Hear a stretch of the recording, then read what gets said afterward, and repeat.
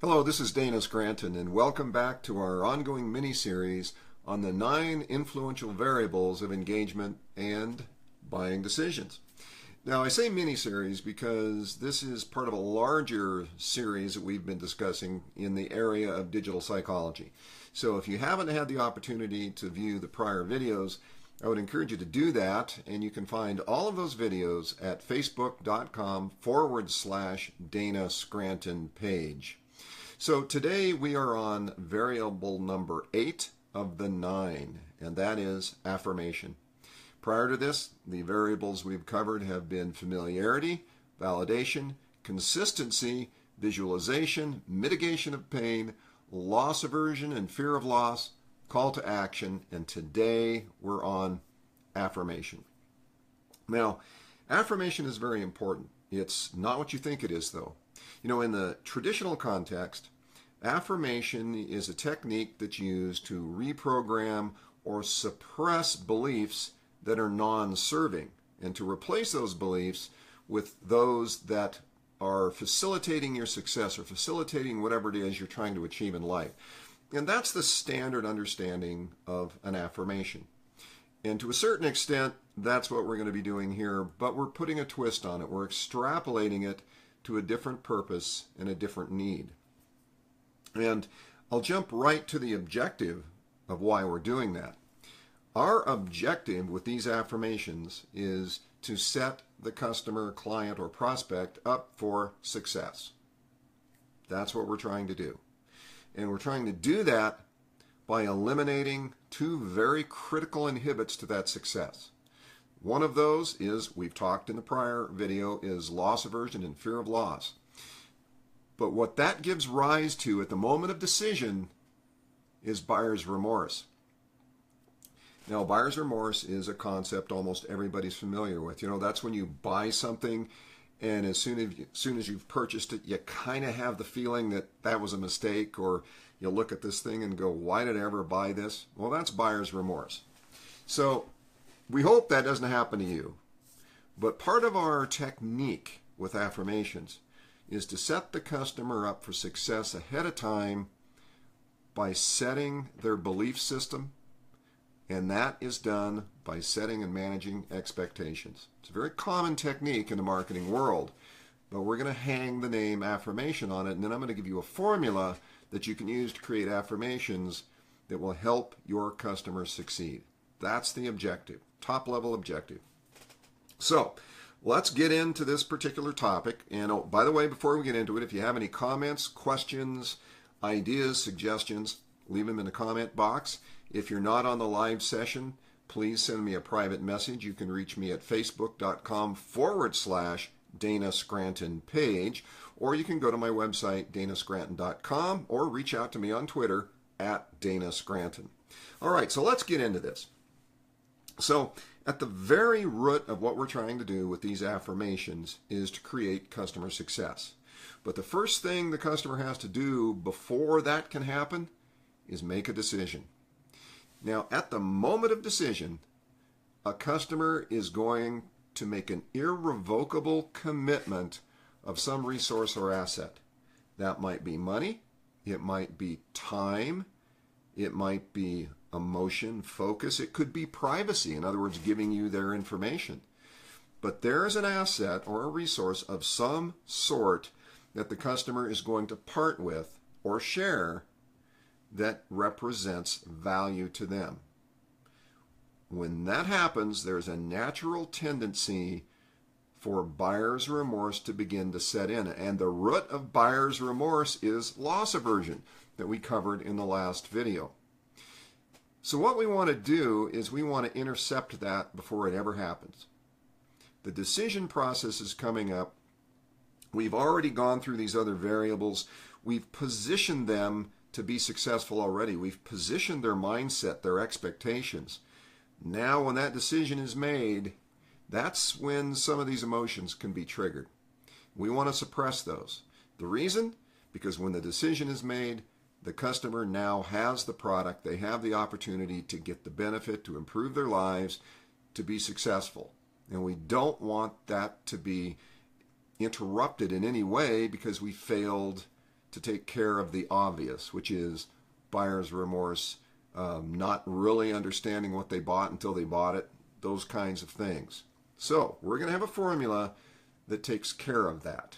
And it's an interesting formula, and it's very, very simple. Okay, so let's talk a little bit about what happens in this decision process. So you have engaged with the customer. You've given them a series of experiences. You've logged into their mind the value of associating with you. So now you're part of their mental programming. You're part of what they live on a day-to-day, week-to-week basis, however often your content arrives. You have engaged. You're in their experience funnel. So you've provided them with a series of communications. Now, it may be short, it may be long, but the bottom line is you are connected to them. Now it's time for a decision. If they know and they like you and they have a degree of trust in what you have provided up until this point, the decision process should be very easy, and it should be done without a great deal of remorse or difficulty. But as I said earlier, there's a human tendency to have a little bit of doubt. A little bit of doubt. So here is the way that we address that. There are 6 steps that we need to pay attention to in setting up these affirmations to be successful. The first is the benefit that you have to deliver to the customer.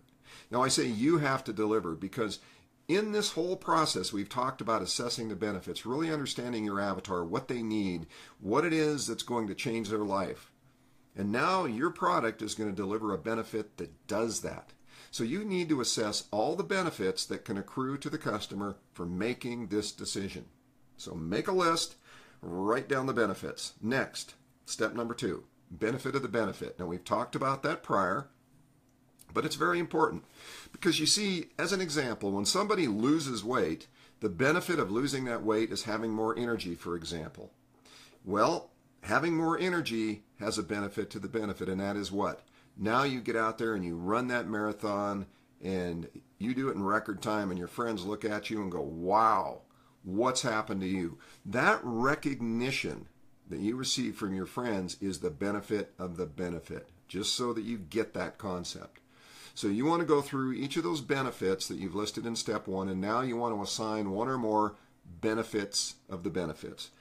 And each one of those benefits may have multiples. Go through and figure out the most important ones. Okay, now, next, what is the ideal outcome of all of those benefits?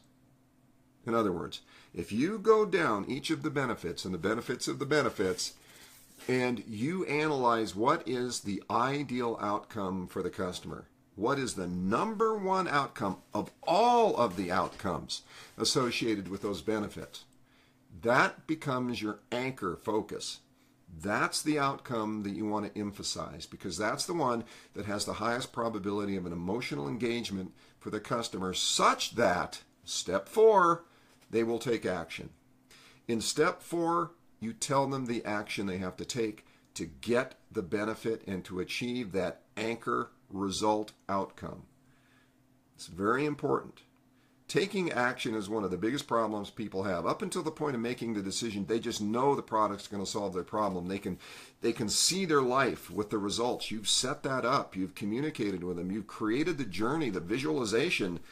They can see the benefits, and then they buy the product, and they never open the file, or they don't open the box, or if they do open the box, it's sitting on the desk. They're not taking the action.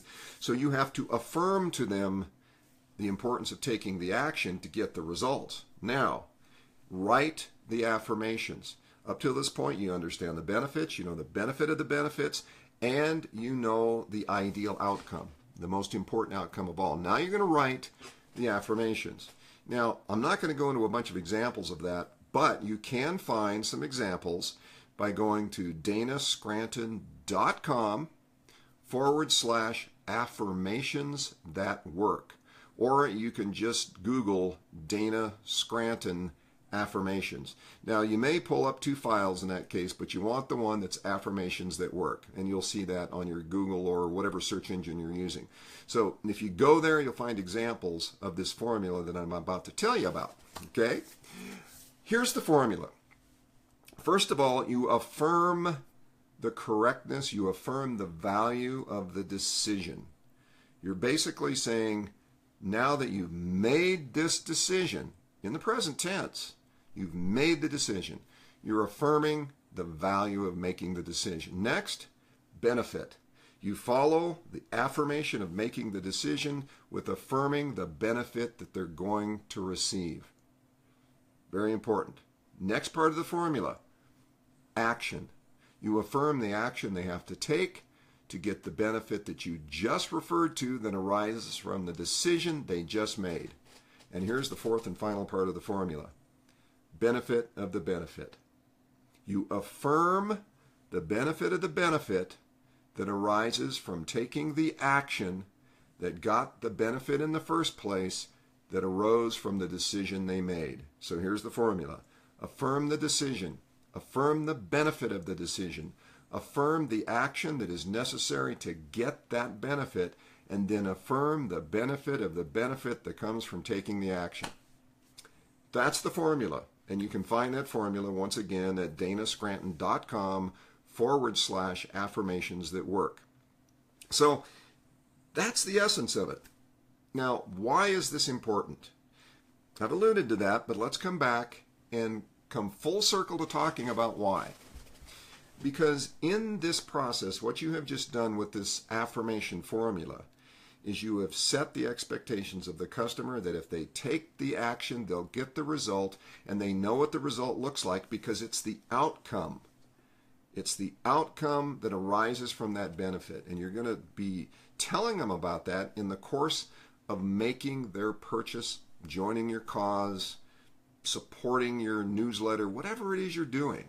Once that decision is made, the flow of content begins. You're going to send in a series of these affirming messages. It's not going to come all at once. You can do it all at once, but you should follow it after that with reminders and more affirmations with this formula and pointing to these benefits and benefit of the benefits and the action, because that's going to prompt them to keep engaged.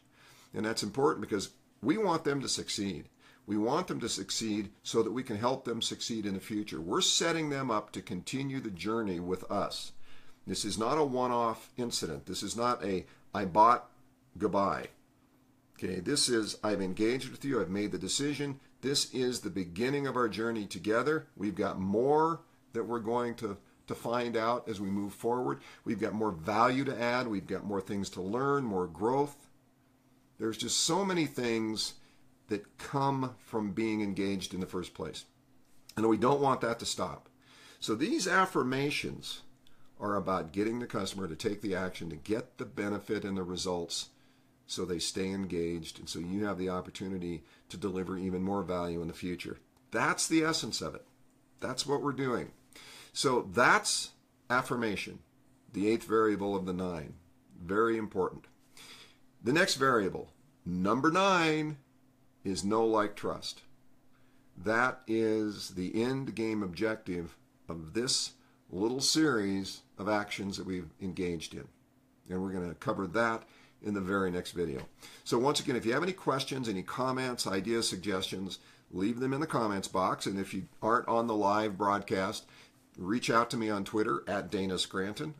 You can come back to, of course, Facebook.com /DanaScranton page, or go to my website, DanaScranton.com, and leave a comment there, and we'll connect one way or the other. So thank you once again for watching this video, and I look forward to seeing you in the next video.